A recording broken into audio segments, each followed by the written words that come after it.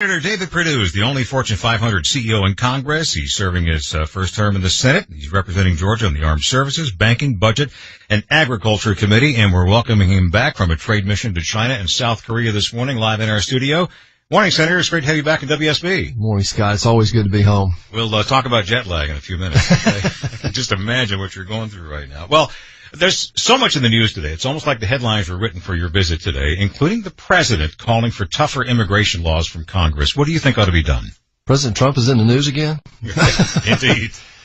You know, what the president's doing is the same thing he did at NATO. He's standing up for America. He fussed about NATO during the campaign and said they have to pay their own way in their self-defense, and if they didn't, we'd pull out. Well, that got everybody excited. Oh, we can't do that. Well, then guess what happened? NATO's now beginning to pay their own way. He's doing the same thing right now with NAFTA.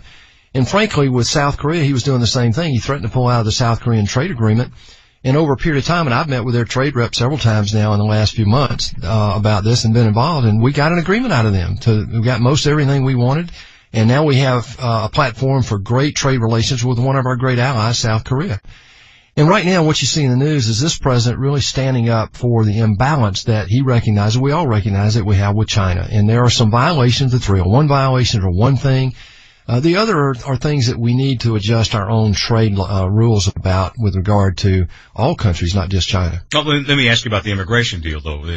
Some people are seeing an emergency along the U.S. border with this caravan of refugees. Other people are saying, hey, they've done this for years. It's 1,200 people. What's the big deal? With the president calling for tougher immigration laws.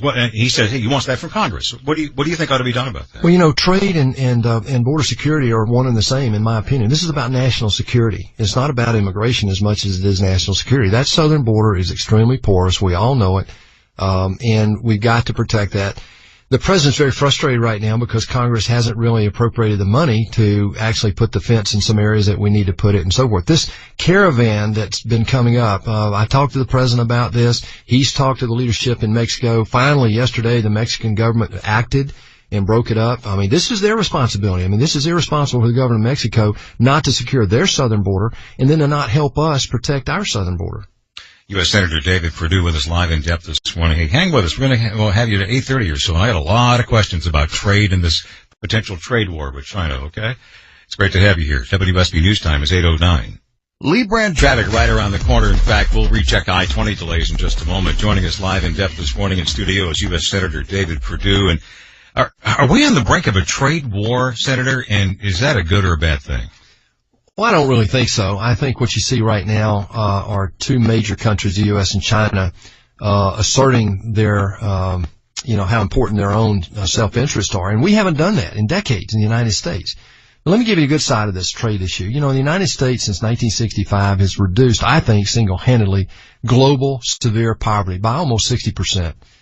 And in the United States, even after the Great Society, our own poverty hadn't changed an iota.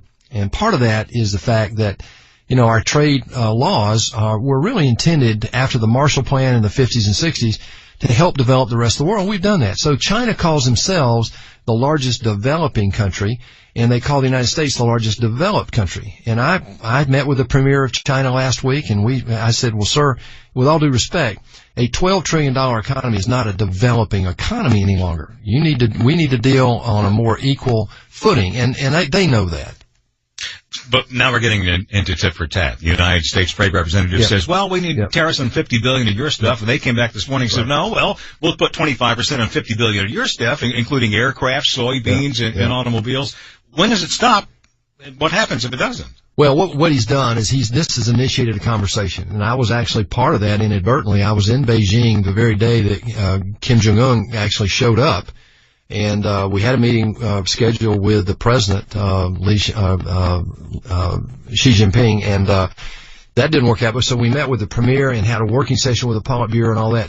We have their attention. So now what's happening is behind the scenes, really honest and brokered conversations about what it's going to take to really create a more level playing field. And China knows that that's coming, and now we have a president that's really beginning to stand up for our rights. Look, I don't like tariffs. I think they can be counterproductive, and they are dangerous, as you just said. But I'm not really afraid that this is going to get out of hand. It has a potential, but I don't think it will. Okay, so You're saying it's going to be more of a catalyst to get something done than anything else? Well, that's the intent. Just like the posturing about NAFTA, the posturing about NATO, the South Korea trade agreement we just signed last week is a perfect example of this technique.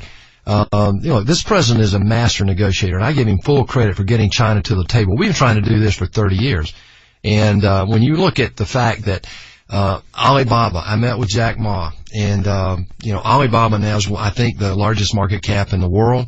They have access to the U.S. market in cloud computing. They can do cloud computing in the United States, and they do today. But our cloud computing people, including Google, cannot do cloud computing in China. Now, that lack of reciprocal trade agreement is what needs to get fixed. U.S. Senator David Perdue with us live in depth this morning. Much more to say this morning. We'll talk a little bit further about NAFTA and that South Korea deal. I want to hear more about that. We'll bring you David Perdue is live in studio with us in depth this morning, chatting about everything from immigration to trade. Not like maybe a word or two from you on the legacy of Dr. King here, 50 years since his passing. Well, Scott, being a Georgian, I have had one of the great privileges of my life is that I physically remember Dr. King, and that not everybody can say that. I'm old enough that I can say it. I was in high school when he was tragically murdered. He changed America forever. He really brought peace. He really preached peace and togetherness, and that's something that we need to remind ourselves of. And that's why I think today is so important. It's hard for me to get excited about a day when he was killed. I celebrate his birthday and the dates of his speeches, of his marches. He brought us through a period that could have been extremely bloody, and he brought us through, I think, in a peaceful way that set us up for decades of prosperity.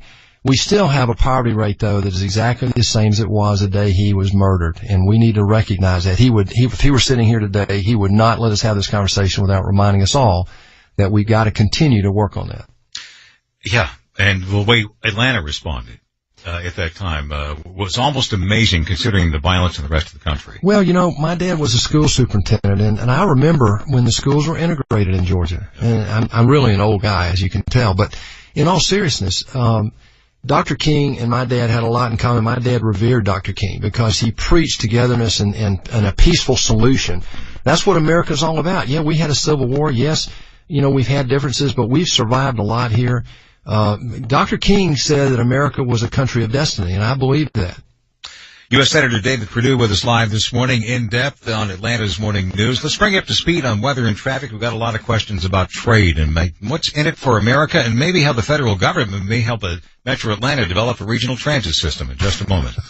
Right. The only 5-day forecast. Visit PlatinumKitchens.com. Triple Team Traffic. WSB. 821 in depth this morning, live in the studio with U.S. Senator David Perdue. Well, you went to China and South Korea recently in a trade mission. Did you bring us back a transit system from Metro Atlanta? No, but I saw a world-class one over there. Oh, yeah. We traveled from Shenyang to Dandong, which is in the middle of, up on the Yangtze River in the northeast part of China, and they built a lot of infrastructure over there with our money, frankly, and we're trying to do something about that. And I think this president is talking about that now. One of the things we've got to do this year in terms of our priorities is get after our infrastructure, and that's another part of the plan to continue to grow this economy.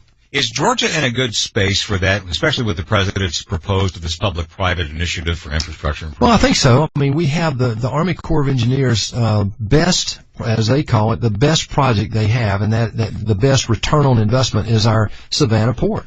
We've been trying for 19 years to deepen that port 5 feet, and the state has already put their money in. We're waiting patiently now for the rest of the federal money to get this thing finished. That's the first thing. Then with Georgia being the best place in the country in which to do business, you've got a growing population here. And we all know the transit system around Georgia needs improvement relative to what is happening in the rest of the world, particularly in China. And I think there are opportunities there. The problem is how do you fund it? And these public-private partnerships is the vision that this president has, and that's very important to continue to grow this economy.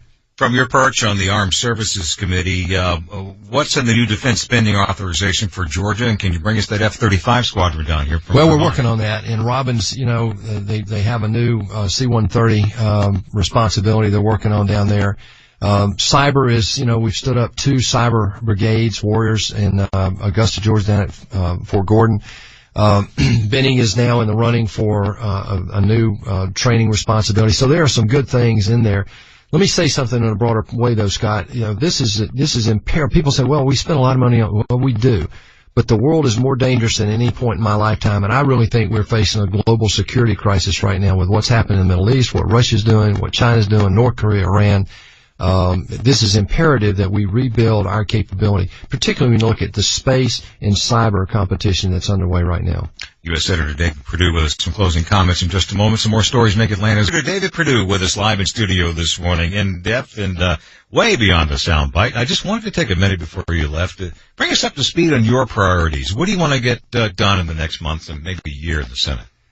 Well, the next month, the select committee to fix this budget process, we're starting that effort to try to get at this debt crisis that we've got. The priorities continue to be President Trump's priorities of getting this economy growing again. Last year we worked on regulations and energy and taxes. This year we need to work on trade, immigration, and infrastructure. So those are the priorities right now the president's laid out. I was in the Oval Office last year when we determined those priorities, and I'm convinced that if we continue to execute on that, the economy will continue to grow. Beyond that, and I'm going to ask you a 20-minute question and give you 30 seconds. Are you making any progress at all in reforming the budget process? And that's been a priority. Yeah, I think so. I mean, we've argued for 3 years that we need to take it offline. And so the House and the Senate this year, created a special select committee, 8 Republicans, 8 Democrats from the House and the Senate, to work primarily on changing this broken budgeting or funding process. Only 4 times in the last 44 years have we funded the government on time. And ironically, 20 times, Scott, over the last 44 years, Congress has shut the government down. We've got to fix it. Godspeed. U.S. Senator David Perdue, thanks for the quality time this morning and spending it with our listeners. Thanks, Scott. WSB News Time is 8:29.